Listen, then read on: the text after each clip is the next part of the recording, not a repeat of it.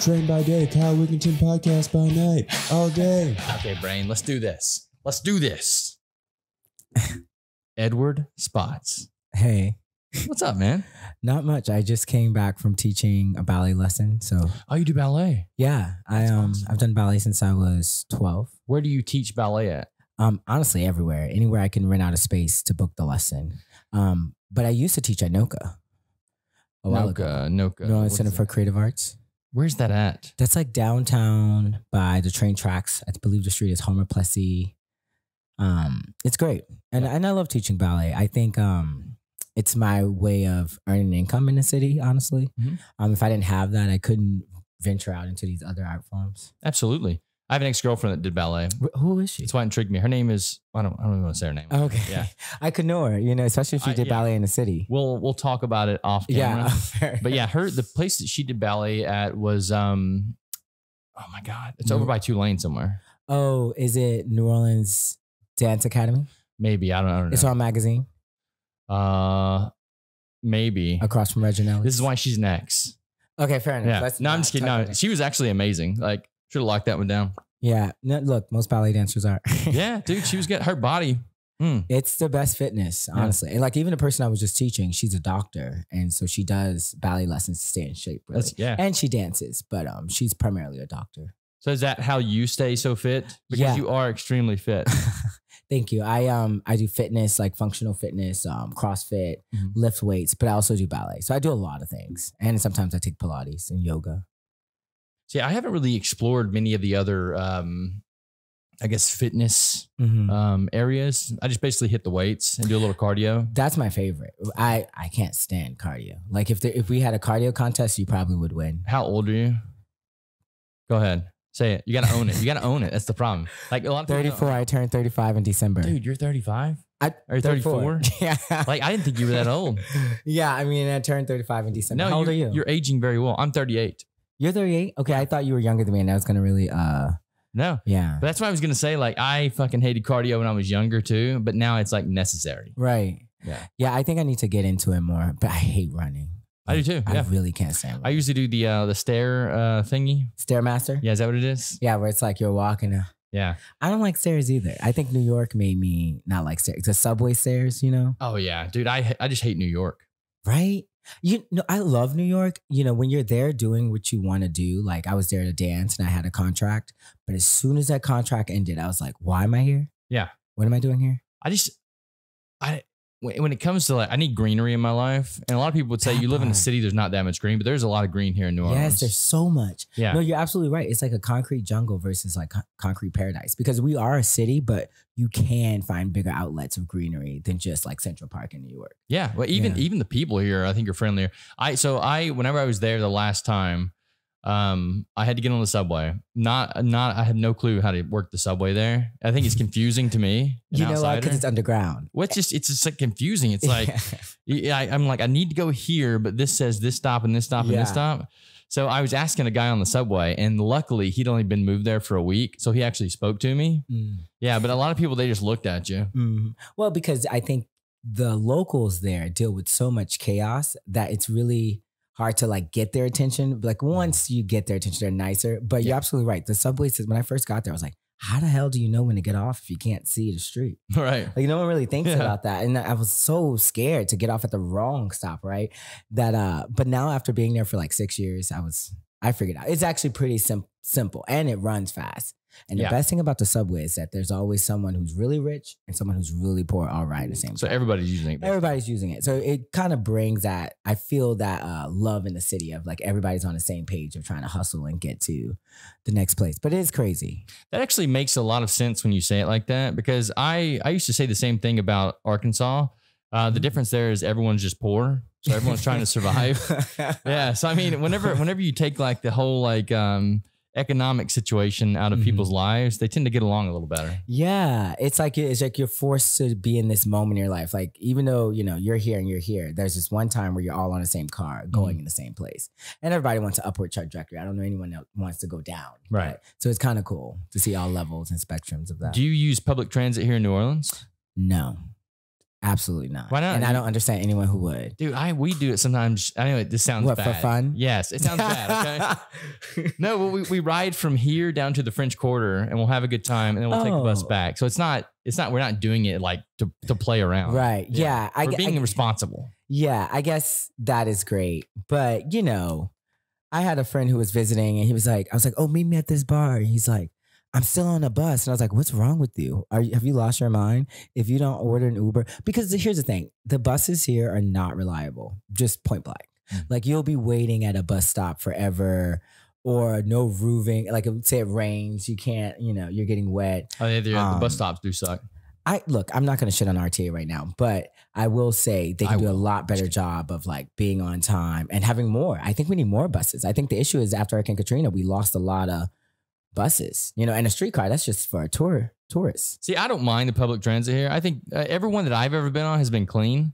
There's been AC on them too. And there's even been a few times where we've gotten free rides because like the machine was down. I'm like, this is fucking lit. Okay. I've been in certain cities where I'm just like, I don't want to do this ever again. Really? Yeah. And not New Orleans? No, not New Orleans. Yeah. If you go to LA, public transit in LA, dude, get out of here, man. We were even the trains in LA. Are there public transportations in LA? Yeah. I was just in Laguna Beach for like 3 months. This just happened. And that was my first time figuring out LA, but I didn't even see a public transportation. Yeah. And there's a tram there too. A what? A tram, like a train. So if you go to the train station, I got a buddy who's a photographer. So I wasn't actually taking public transit there, but we were going there to shoot engagement photos for a couple. And I had to pee at one point. So I went into the bathroom there, and bro, I'm telling you, man, it was a nightmare of a situation. Was it horrible? Dude, just homeless people like taking baths in the sinks. Sink? Oh no. I mean, it was just crowded, like shoulder to shoulder with people. I like claustrophobic. I'm not claustrophobic. It was a public bathroom? Oh, it was public bathroom. Yeah. It was rough place. But I was like, I can't even imagine what the trains and stuff look like down here if this is the situation on the outside of the train. Did you live in LA? No. Yeah, I tried it one time and it only lasted for like a month. And then I was out. I was like, this is fucking not for me. Too spaced out. Yeah. It's too spaced out. It's well, I think when you get that many people in a place like LA, New York, it just like grosses me out. It irks me. Like I don't understand people that like to live in those places because I don't know. I get it too because like if I had to pick between LA or New York, I'm definitely picking New York because at least in New York, there's again the hustle and opportunity. In LA, it feels like you need to know somebody to really get in a circle, a groove of the city. Right. Like even my 3 months there, I felt like, okay, it's really just me in LA. I didn't build a culture of family there. Even within that time, usually I can be in a place for about 3 weeks and find some community. And you found that in New York? Oh, hell yeah. Interesting. That's the thing about New York. There's so many people. I mean, sometimes it can feel very lonely because there's so many people. But most times if you find, I was there for dance. So I had this whole community of dancers. And I think that's the thing. It's like your home is your vessel. And so wherever you go, you have to find where your vessel is in the community of that city. And that's how you usually develop the community. I could see that. Yeah, I think that's something we've done with this bar too. We really developed a community around the place, and that's what's made it flourish. Oh, totally. And it's like I was telling you earlier, it's really nice to see this bar elevate in the sense that it's not just a dive bar anymore, where locals come. Now there's productions happening, there's creativity, and it's sparking other things within the community. And I think any place that changes, but also changes for the community and keeps the local vibe is doing well. Yeah, I know so many artists and stuff because I'm also in the arts, but I mean, that's been the biggest part of the growth of this bar is just going to those guys and saying, what would you do here? Right. And they come and they say, I want to do an open mic. Right. And it's like, okay, let's run one. Like, Marcus Bond was the first one that started open mic comedy here. And he just came to me and said, hey, dude, you mind if I do this? It's like, sure, go for it. Oh, wow. So he started the comedy night. Yeah. Oh, wow. Yeah, he started it. He hosted for a while. Then we had Corey Mack came through. Then Alex Curo. Oh, Alex. I love Alex. He's great. He's really funny. And then Tickle. And then now we have Ben. Yeah, and Ben's great too. That was really funny when you guys were talking about his ass. I really like that. Especially just because it was like, wow, you never hear two very hetero men talk about ass. Well, dude, his ass is incredible. It is. Yeah. It really is. And like, I don't know if I just looked at it a lot because I had saw the podcast or whatever, but I was like, wow, it is very shaped nice. It's wide. it's like, I don't understand genetics that well, but like, what about his genetics? Like, no offense, Ben, I don't want to talk about your mom, but I'm interested. Sorry to Ben's dad too. I'm curious to see too, because I know I got my butt from my mom, and so, but nowhere near is my butt that size, you know. Right. And I don't think, you know, he's a very hetero man, so I know he's not focused on, you know, his butt. But it's always interesting now to see, you know, and I think we're now in a world where hetero or gay people are into the butts. I love butts. Yeah, I mean, they're right now. I don't know. It just seems like it's butt world right now. You got the girls doing the BBLs. You know, think about how many girls want his butt. That's a good point. I don't know if that's helped him in dating or hurt him in dating. I know, right? Like if women compare, they're like, right. I never thought about that, but yeah, she would be like, damn, I need to step it up. That's the way to own like your body, I guess. Yeah. You know, there's a lot of people that have these like body dysmorphias about things. Yeah, but like, and that's probably why you're in such good shape too, right? Mm-hmm. Yeah, seriously. Like I'll look at him and be like, you small thing, you need to get bigger. Yeah. Yeah. I was doing that one day to myself. I was having this like negative self-talk moment and someone was like, are you okay? I'm like, yeah, it's just how I get primed up. No, totally. It's like, I'm very competitive with myself and others. So I don't know. I get how it can be toxic. Like it can break some people down and stop them, but it actually pushes me to move more. Mm-hmm. You know, like, please tell me I'm bad and that there's wrong and I want to fix it. That's probably from my Russian ballet training that I had when I was younger. Oh yeah, like, they do that, don't they? Edward, this is shit, save it for the bathroom. And I'm like, what? I'm 16.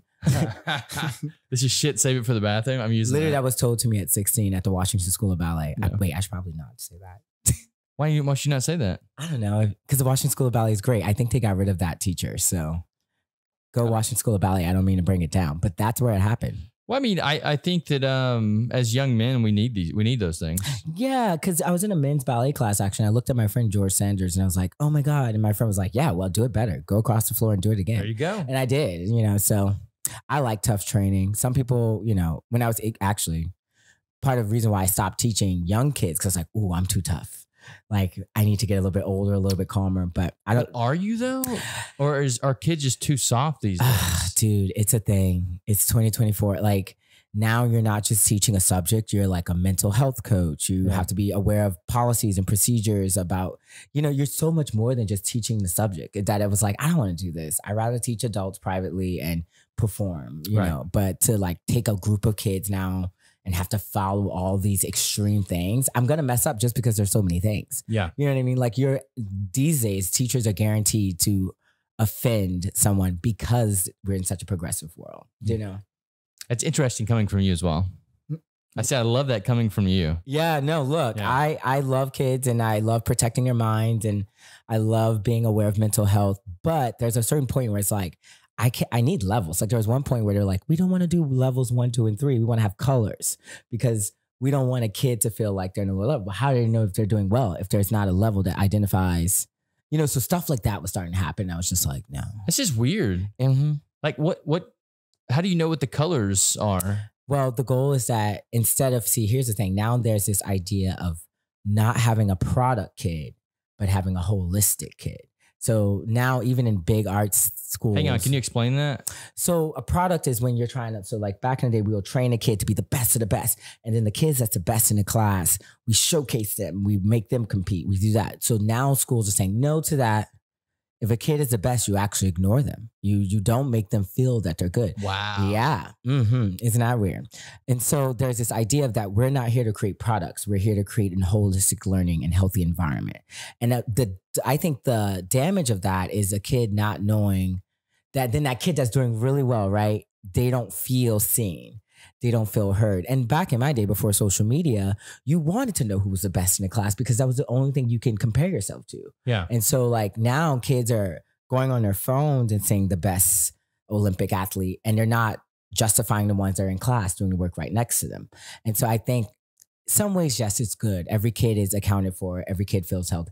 But when you're thinking of creating a kid who's really going to that place and they need that space and that attention and energy, we hurt them. So really the only kids that get hurt are the kids that are actually doing really the work and doing really well. That's so interesting. Mm-hmm. It's a thing that I've noticed starting to happen with education, and it's really made me not want to teach because I was like, I'm really from that old school world of tough love. Yeah. And again, I like blending the two, mental health awareness and, you know, policy awareness and, you know, but I do like tradition of training, especially when it comes to ballet. Just be clear about that. It's ballet. Yeah.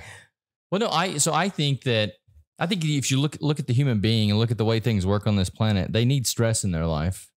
Like think about growing muscles. Mm-hmm. Like you're going to grow more disciplined humans if they have stress in their life. The same way you're going to grow more disciplined muscles if you stress them. Nailed it. It's like, you know, when you're doing a bench press, it's actually the last one that you're doing where you're struggling is when your muscle's now going to rip and repair. Yeah. So the first that you're doing where it's easy, it's like, oh, that's great, great. It's that one where you're trying to pump that bar up and you're like, I can't. And then they're like, come on, push. That's when you're getting growth. And so you're absolutely right. And it's like freaking the metaphor of making a diamond. It just takes pressure before it comes out beautiful. But again, people are more mental health aware. And so how much stress are you putting on a child? How much stress are you putting on a person for that matter? Well, I had a lot of tough men in my life. I mean, they were compassion too, but at the same time, they were just really tough on me because they know that this world is not all rainbows and sunshine. Literally Rocky. Yeah. So, I mean, but they never like cared about my mental health. They were just like, dude, the world's not going to care about your mental health. Yeah. Like you got to get strong, not only physically, but also emotionally. Yeah. And once again, the way to do that is through stress. Yeah. So those times where I did have all this stress in my life, no one was there to coddle me. I had to figure out how to deal with it myself. And I think that's one of the issues we have on this planet today is that everyone wants to be coddled. They don't want to actually figure out how to work through their own shit. You're absolutely right. I think a lot of people would probably listen to this wouldn't say, yeah, it's really a thing. Like, and the thing is, if you're never taught that you won't be coddled, you're going to get to your adulthood and have these horrible breakdowns because you're like, why isn't the world being fair? And no one told you it's not fair. And especially when I was teaching dance, that was my biggest thing. I was like, you guys, I am actually nice. When you go to New York, there's going to be people, or DC for that matter, they're going to tell you off the wall shit, and you have to be ready to take that. You know, especially in the arts world, people are just mean. You know, maybe not so much now. Again, I'm from that period where you go to an audition and someone say, you're fat, get skinny, and no one could even check you. Well, now what they do is they go, oh, you're doing a great job. He's fat. He's fat. He's not doing good. Yeah, they don't tell you to your face exactly what they do. Yeah. And you know what? I think that's worse because that's exactly what they do. You know, oh, great job, Edward. You did so good. You did so good. He doesn't live in New York anymore. We're not going to hire him. Yeah. You know, it's like this idea that, you know, be nice on the surface and keep all the real stuff to yourself. I say, you know, deliver the real things to me. If you don't want me, you don't want me. If I need to work on this, please tell me I need to work on this. Because the reality is, it's like, if you're applying for a job, that's where that training comes into play. You know, having a holistic classroom isn't going to serve someone who's auditioning in front of like thousands of people. You think about what we do as artists, it's you have to believe in yourself so much they will. And part of that training is getting that into you. It's like saying, you got to believe it so they will. Because that's the thing, you know, I tell kids all the time, if you go into an audition and you're doubting yourself, they will doubt you too. You kind of got to tell them how to treat you. You know what I mean? So I like that. Like you're doing self-improvement on me right now. What? No. Yeah, this is great. You're improving me. No, I'm saying like this is all good information. So how did you go from that into comedy? So comedy, I've always loved comedy. Like when I was a kid, I used to watch Def Comedy Jam, and they would have like nightly specials all the time of comedians. And I've always felt that comedians told the truth. Did I think at 34 I would be doing stand-up comedy? No, not at all. I think I knew I would be an actor, and that's how I started comedy, is because I was looking for an outlet for my acting training to make myself really uncomfortable so that I can really start to get over auditioning and acting and speaking and acting and things like that. And so it was an exercise. I literally did stand-up comedy as an exercise to break out of my shyness and get more comfortable with public speaking. If not, now the task is to make them laugh, you know? And so, you know, I really loved Eddie Murphy growing up. I loved Jim Carrey growing up. I loved Robin Williams growing up. And those characters, those artists, I should say, were things that kept me happy, especially with such a diverse upbringing I had. And I realized how much comedy helps people swallow the truths of the world. You know, it's like, oh my God, segregation. But, you know, it was comedians that were pointing out the minute details and how maybe I might feel, but I could never say. And so I think for me, comedy was always somewhere where I wanted to think about going. But recently, again, it was really just for my acting exercise. But I fell in love with it. I think I really enjoyed telling my own truth through the comedy. And I didn't realize it was going to be a therapeutic thing for me. Yeah. And so it really has become like, I'm looking forward to every Tuesday night here. And I've never done any stand-up comedy anywhere else but here. Oh, really? Yeah, this is it. This is where I did it. And people are now telling me I should go to, you know, Howlin' Wolf and Sports Drink and Hi-Ho Lounge. And, you know, I'm not interested yet because I kind of want to get 10 shows out the way here and then branch out. But yeah, I'm pretty committed. I'm a dancer, so I like to train myself and really organize the training to where it's gonna actually benefit me. Like if I would have started going places too soon, I wouldn't have done as well as I'm doing now. I think coming to this safe space and knowing people and bringing people to this space has helped me really keep going with the comedy. Yeah, I think that's what's gonna make you successful too. Yeah, because there are a lot of people that hit every open mic up, but I don't ever like see any. You know, there's no like what's the word I'm looking for here? Growth? No growth. Yeah, I guess no like no. Come on, Kyle. They don't ever put anything together. Yeah, it's. Like, I'll tell you this. Structure. There's no structure. Yeah, no structure. Yeah. I'll tell you this. I'm more excited to help with the production of this comedy night than to go somewhere else and tackle that. Because, you know, even though I was telling Ben, I was like, I love this. I really love this. I want to keep doing this. What do you need me to do? I am versed in production. No, you're crushing it, man. You know, but I would like to help out with the production part too. Like if maybe it's bringing in more lights, bringing in more cameras. But I think the more you pour into something that is a small seed that's helping you grow, the more you're going to reap the benefits of the fruits of that labor. You know, I think bouncing around is more for your ego. Staying in one place is for building a community and a safe space. Absolutely. I think if you look at the math of it too, I love breaking the math down on it. So you look at the math of like any system that's on this planet, the more energy you dump into it, the larger the system's going to grow. Yeah. Just vortex mathematics. Yeah, totally. Yeah. Are you a mathematician? No, I'm not a mathematician, but I mean, I love looking at like the fundamentals of life. Yeah. And one of the fundamentals is a vortex. So any system that you have, if vortex you can create, is when it's like a cyclone. Yeah. Yeah. So the more energy you dump into something, the larger it grows. Yeah. Yeah. Oh, I've never. Yeah. So that's cool. There's a few systems that I designed. We'll talk about this off camera too, if you want to,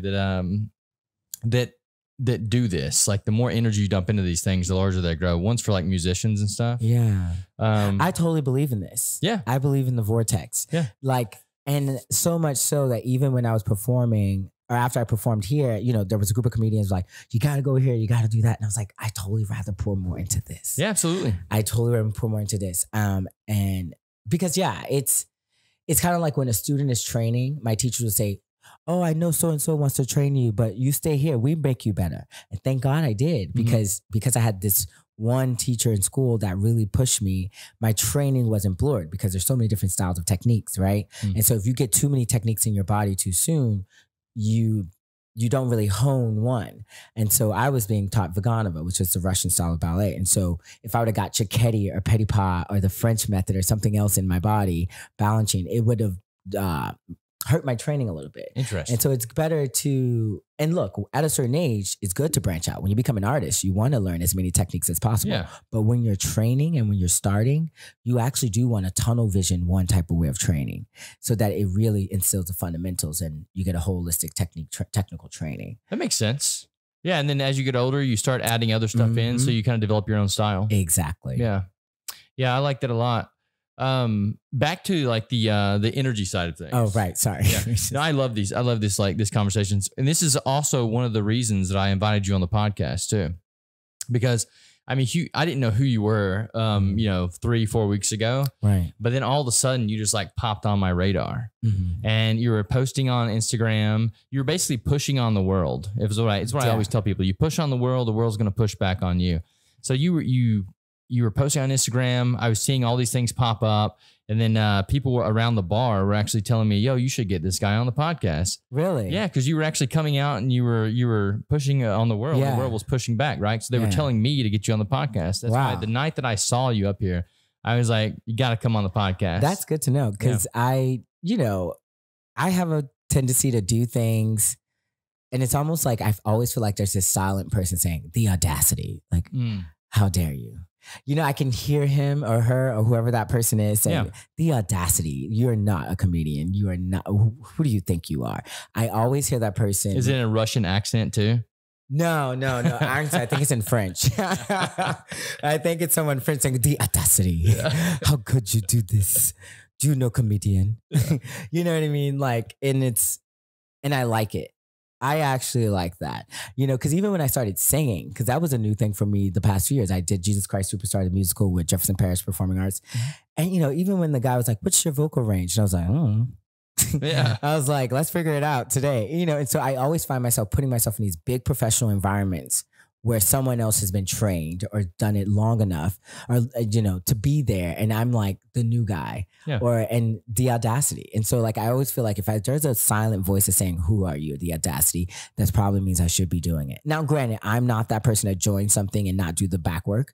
The back work for me is doing stand-up comedy in the trenches. That's in the trench. That's as trenches as it get, open mic stand-up comedy. And so I feel like that is the work. And I always feel like if you're in the trenches of any art form, you're really doing the work. So you should have the audacity to do it. It's the people that want a live special before they ever did a stand-up comedy where I'm like, that's really the audacity. That's the world these days. Okay. Yeah. Even in the podcast space, like we started several podcasts here on this stage and they've fallen apart really quick because they didn't have 1 million followers overnight. Yeah, but the thing is, what I've realized, it's not about how many people that follow you, it's about who. So, because here's the thing, when I'm trying to sell a show, if I have 1 million followers on Instagram and half those million followers live in LA, they're not going to buy a ticket to my show. Right. But if I have like 500 followers and 500 people live in New Orleans, they're going to buy, I'm going to at least have like 300 people that come buy a ticket to my show. So I always tell people, don't look at the number of followers, look at who's following. Maybe there's a successful person in your field that's following you. That's all that matters. Someone to look to. I think the numbers game doesn't really work for audience members and fans and people that support you. The numbers game is still stats of like viewers. Like it's not about the amount of followers. It's about who follows. Dude, for me, I just do what I like. I don't care if anyone sees it or not. That part. And I think, look, that's the most magical way of being. And I think that is, you are cut from a different cloth than most people because I try to get to that place. Like that's a daily practice for me to be like, who cares if they like it or come? But I'm not going to lie. There is a part that's like, oh God, I hope they come. Well, that's the business side of it, right? Yeah. Like absolutely. Like if you're a comedian or if you're a performer on stage, which I've done that too before, but if you're a performer on stage, you want people to come to the show because you're trying to make money at it. But when it comes to this podcast, this is a good way for me to network. Yeah. Like when would I have ever sat down for an hour and chatted with you about life? Right. Like when would you have ever been able to tell me about your philosophies on fitness and your journey through that and your journey into comedy? Like these are just really cool things to learn about other people. It's what I love about teaching dance or dancing too.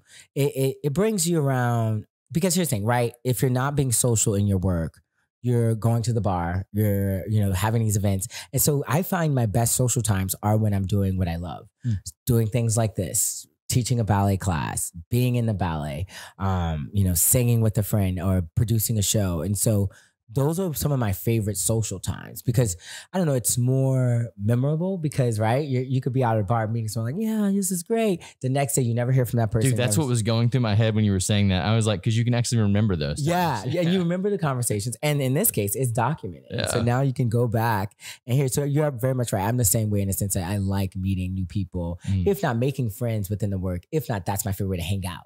Let's go make a movie and hang out, but it's hard because people in New Orleans, I find, Big Easy versus the Big Apple, right? After spending 7 years in New York and I went to boarding school in Boston too. And so there was something I learned that was very different about artists in New York and New Orleans. The biggest difference is people in New Orleans, they talk so much about what they want to do. They will give you a whole dialogue, an essay about what they're gonna do. And the moment I ask them when, nothing. Yeah. Dude, it's kind of like when you reach out to me as I'm turning the corner around this bar, I say, hey, I want to put you on the podcast. I'm like, yeah, that's so cool. That's so cool. And it never happens. I can't tell you how much that happens so much. You know what I mean? And so what did I say? Huh? I said, let's do it. You said, let's do it. And then you said, and then you followed up and you picked a time. But I think there's so many artists here who don't do that. They'll talk so much about it, but never set. I think the secret sauce to all New Orleans artists, set a due date. If there's no due date, it's not going to actually happen. Well, you say that, but we actually, in certain things that we've done, we set due dates and it just never happens anyway. Really? Yeah. Like not talking bad about anybody that I work with all the time, but we recently did a film for Louisiana Film Prize and it never got turned in. What? Dude, things just fall apart down here too. And I think it's because life is so easy. Big Easy. That's why I said Big Easy versus the Big Apple. And also it's okay that it didn't go, right? It's not okay for me, okay? You know, if it was New York, they're like, we just did all this work on this film. Why didn't you submit it? New Orleans, man, I missed it. We'll get it next year. We'll do it next year. See, I get pissed off about these things. But at the same time, I'm like, it's such a small community that it's hard to burn those bridges. That part. And you see, even in the dance world, you know, I can already, that is the fear. You know, you burn one big bridge. That's a big bridge you're burning. Mm-hmm. You know, you can't really burn bridges here. I mean, I'm still old school, burn it down if it doesn't serve you. Mm-hmm. But I get what you're saying, that you can't burn a bridge because it's so small. And I think that smallness is what keeps a lot of artists back, because like, so-and-so's a podcaster, so-and-so's a comedian. Like I almost didn't do comedy because like, do I need to talk to Alex and Marcus before I do this? You know what I mean? Like, well, because I've known them as comedians and, you know, they've gotten me to go to their shows in the past, but there was almost a sense like, do I need to communicate with them first before I do this? But the same when I was a trainer in New York, I had a friend who had just transitioned from dance and became a trainer at Equinox in Columbus Circle. And I saw her do that. I was like, I want to do the same thing. So I just did it. And then, of course, they're reaching out, you're a fitness trainer now? And you're like, why not? Yeah, I need money. My contract's over. So that's another reason why I got into fitness. I became a trainer at Equinox in Columbus Circle. And so I was really opening a gym at 4 a.m. in New York. And let me tell you something about the subway. The only people on the subway at 4 a.m. in New York, construction workers, crazy people, and people coming in from the club. And it's always a funny thing. Or people going to work. Mm-hmm. Like myself, I was going to work. But yeah, I don't know. I'm ranting now. Dude, 4 a.m., that's early-ish shit. Yeah, because here's the thing. It's Columbus Circle. And so it's all journalists who are ready to get their workout in right at 5. Yeah. And get out of there. And let me tell you, you think you'll get to that door and there's no one there. There's like at least 50 people waiting for me to open that door. Yeah. So even if I'm a little bit late, they're all like, we got to go to work, you know? And I'm coming from Harlem, right? On a train down to Columbus Circle. They're probably coming from their room that's above the damn gym. You bring up another good point though, the whole titles thing. Like, oh, now you're a fitness trainer. It's like, yeah, I'm training someone right now. Like, you don't have to be this to do this job. It's what I'm struggling with right now. Like, and it kind of sucks because I'm a comedian. I'm an actor. Yeah, I'm a comedian. I'm an actor. I'm a singer. I'm a dancer. I'm a teacher. I'm a choreographer. But it all works together. Yeah. Like my fitness training works with my ballet. My comedic life works with my acting. My ballet teacher works with my choreography. You know, I think the only odd one. No, they're all cohesive. Even singing, it's all part of the performative arts. Now, if I started doing someone's roofs, then I could see you being like, oh no, you do roofs. But I wouldn't even think that. You're living, you're surviving. Yeah. In my opinion, that's the worst question someone can ask you at a party. It's just so like surface level. Like, what do you do for a living? I can't even answer that because I do so many different things that it's like, I just live, man. Yeah, you know, you say that, but I always, I always find myself asking people, just because I now ask people, what's your passion? You know, that's my new favorite thing to ask people. Like, what's your passion? You know, because I find that people in New Orleans, like, let's say they're a bartender, but they really want to be a singer. And they'll say, I'm a bartender. I say, no, you say I'm a singer. Then you say, I pay my bills by bartending. Right. You know what I mean? Oh, but I also love bartending. That helps me support my life. But I always encourage artists to say what you're passionate about. Don't say what you do. And maybe if something you do pays the bills, then say that too. But I find people in New Orleans, they're like shy to say that they want to be something or do something. And so that's part of the reason why I ask people, what's your passion? So what's your passion? Performative art and using art as a vessel to help change lives, if not shape an opinion that I agree with for myself and what I would like more people to understand. Say that again. To performative art. Okay. And I hope to use that vessel to shape the world, even if it's in a micro way, if not try to get my own voice and opinions out there through my vessel of art. So, you know, because I'm not a politician and nor do I want to go out there and protest. And so I try to fill spaces and put out art that could help move people to do micro changes within their life. My biggest goal is I hope when people leave the show, something about what I said will ripple effect, butterfly effect into something they do in their next day. And this could be anything. Like you're talking about comedy, film, acting, dancing, all of it. You know, I hope that something I did in my art moves people in a bigger way. Like, let's say I make a joke about being someone's first Black friend. That was my comedy sketch last week. Yes, it's all a joke, but it's kind of an insight. I want some people to leave there with insight. Like, actually, my friend came the other day. She was like, Edward, I've been her. I was her at one point. And she like opened up to me how when she had her first Black friend, she was very much saying, look, you guys, I have a Black friend. So she was a white girl with a Black guy. And so, you know, and she was very much like, oh my God, I hate that I'm telling you this. But that's important because now there's an awareness that she's going out into the world with. So yes, it's a small protest and small micro change, but it's worth it. Yeah. And I truly think the world is a web effect that like, if you smile at someone on the street, that makes them go do a better job in their surgery that they have to do that day. And now that person that they just saved is going to save this person. Yeah. And so I do think every micro moment and thing matters. And in the arts, it's the best way to leave an impactful thing. You know, you think about the person who's never seen a musical and then they're seeing it for the first time live. Dude, it's amazing. And you know, Phantom of the Opera here. Oh my God. You saw Phantom? I've never seen that. I know the music. God. You saw it in New Orleans? No, I saw it in New York. Oh, you really saw Phantom of the Opera. Yeah, I really saw it. Not to shit on anybody who did Phantom of the Opera here, but if you saw it in New York, that is the way to see it. Life-changing experience. Right. Yeah. And the thing is, it's not saying that you're about to sign up and be in a Phantom of the Opera, but the way that show probably made you feel motivated you to do something else or motivated you to walk in a different way or see things in a different way. You know, people go to shows to get rid of the chaos of the world. Like maybe for 1 hour, you're forced to ignore everything that's happening and focus on this fairy tale or this magic of a performance. And I think it's important that because that hour is just as much as important as taking meditation. Except in this hour, you're being forced to see a magic part of the world. Like I always say, dancers are you amplified. Even if you're not a dancer, I'm reminding you of how grand you could be if you wanted to.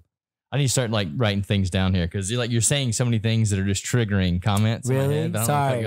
No, you're doing great. One of the things I was going to say though, have you ever seen the show OA? OA? Yeah. No. OA is short for Original Angel. But the show is based around these people that are travelers. And they're basically born into this reality, but they don't know why or what they are. And every time they die, they go to like this heavenly place and they're sent back to their body.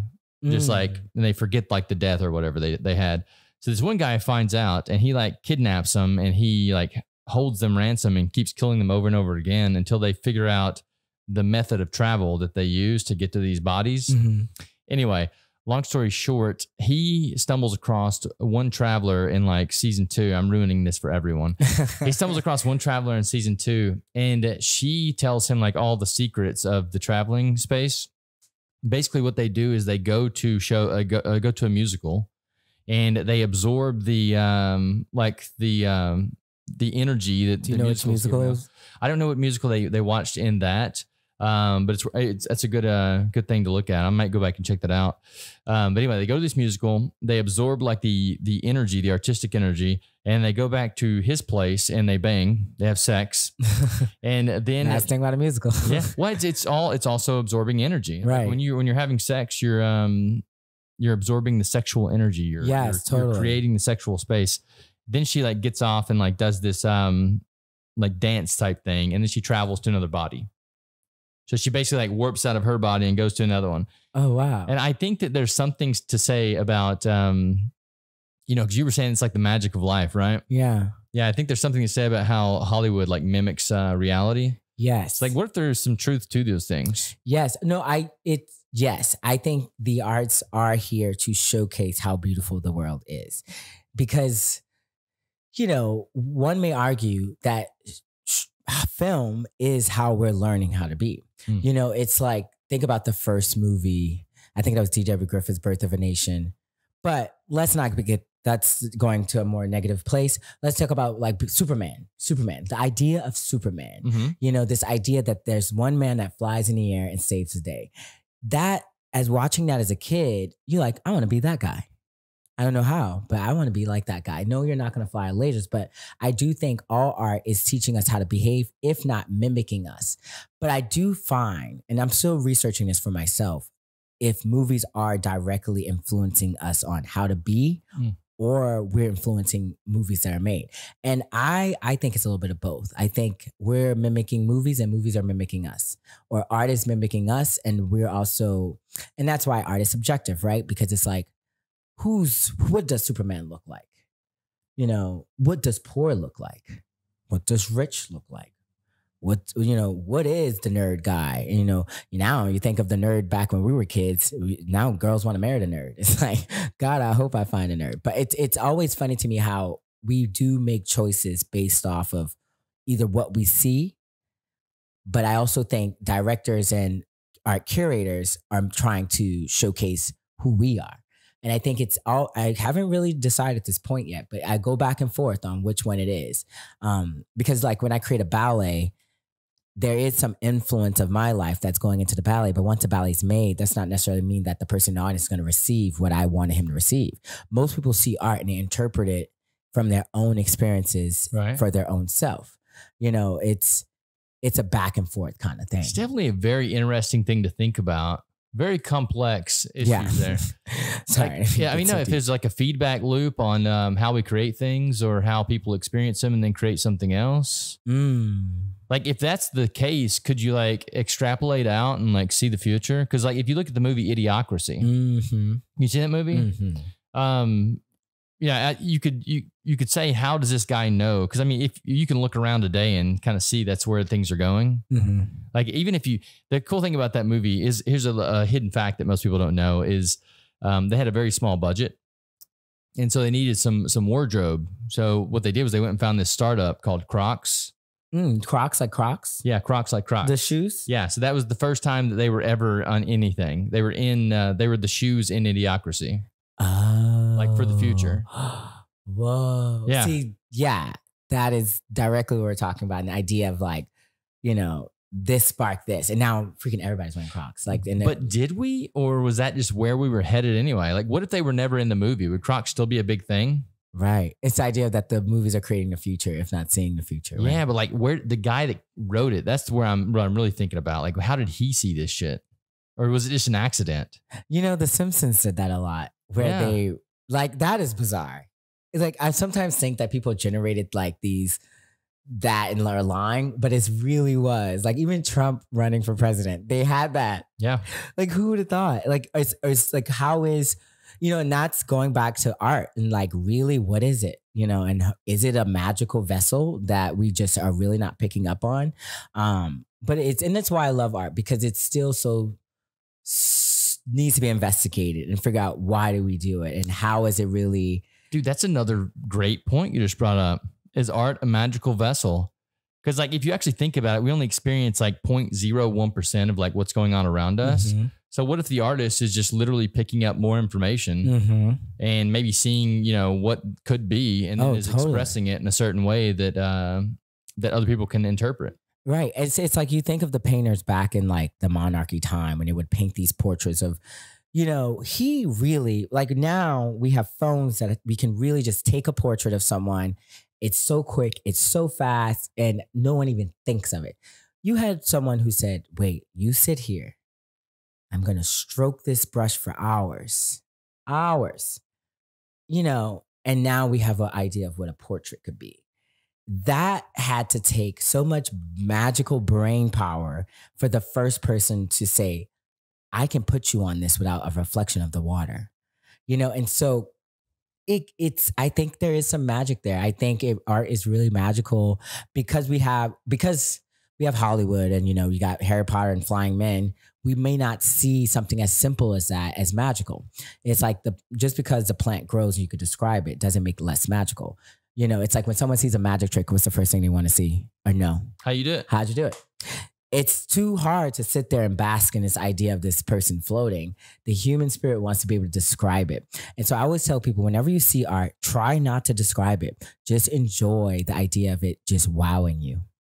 That's an impossible task for me. I'm one of those like hyper inquisitive brains that have to understand everything. Yeah, it is, I think, like, you know, if I'm someone who's putting art out there, I want you to put that aside more.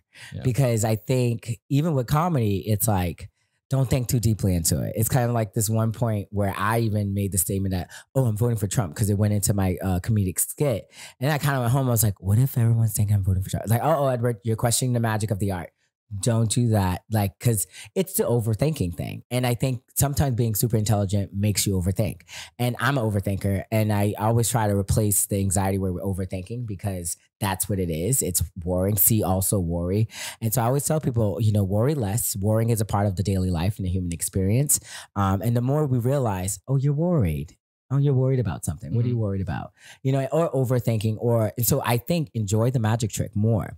If I could give any advice to people, is to always enjoy the magic trick more, and maybe go home and question. That's what I do. Yeah. I would say even whenever I was watching Phantom of the Opera, like I enjoyed the show. Like, I mean, I think I was even in tears at one point, but then after that I was like, why did that move me to that? Like, what is it about that music that is so powerful that it makes people, or that it's been on Broadway forever? You know, I think it just closed. But I mean, like, why is it the longest running show ever? Like, what about those pieces of music made that so powerful? I think it's in the music. I think it's kind of like the Nutcracker. The music is recognized by everyone. Like, everyone knows dun dun dun dun dun dun dun dun dun dun. But what is it about those things, you know? It was Tchaikovsky's least favorite piece of music. He hated it. Right. He said, throw this music away. And I think it's something magical within the work, and it stays with you. And it, like I said, like we started, I think art has magic. And I think just like a really good song that you can't get rid of,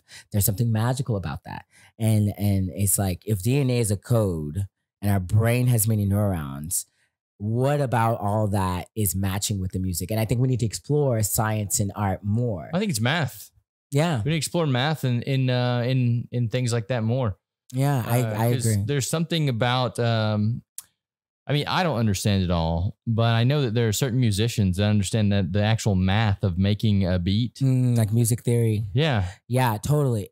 And colors too. Like, color theory is a thing too, but that's also just math. Yeah. Frequencies of color, frequencies of sound. But like, it's about, you know, collecting the right frequencies and putting them together. That's why I love film. Because it encompasses everything. Yeah, it's all of it. It has all of it. A great writer, a great director understands that a film is a roller coaster of emotions. So you need to keep people on this roller coaster to keep them interested. It's kind of like, sometimes I used to think, when you ever watch a movie and the movie's going so well, so good in a positive note, that you're like, I don't want the negative part to come. It's coming. Because you know it's coming. Yeah. And so it's like, can we just, and you know, especially in a horror movie when you're like, everything's really great. At some point, they're going to jump out and scare me. And it's exciting, right? Yeah. And, you know, but it also makes you appreciate when things are good. You know, and so, yeah, it's, I think movies and film really encompasses everything. Oh, I have to go to work soon. What time you got to work? 12. Oh, shit. Well, where can the people find you at? Instagram, Spots Edward. It's my last name's Polish, SPOTS. First name is British, Edward, EDWARD. So at Spots Edward on Instagram or YouTube. Well, I have thoroughly enjoyed the conversation today, and I look forward to seeing what you do in comedy and with the rest of your life. We'll definitely have to do this again. Oh, I would love to. I really enjoy this too. Absolutely. Thank you so much, Kyle.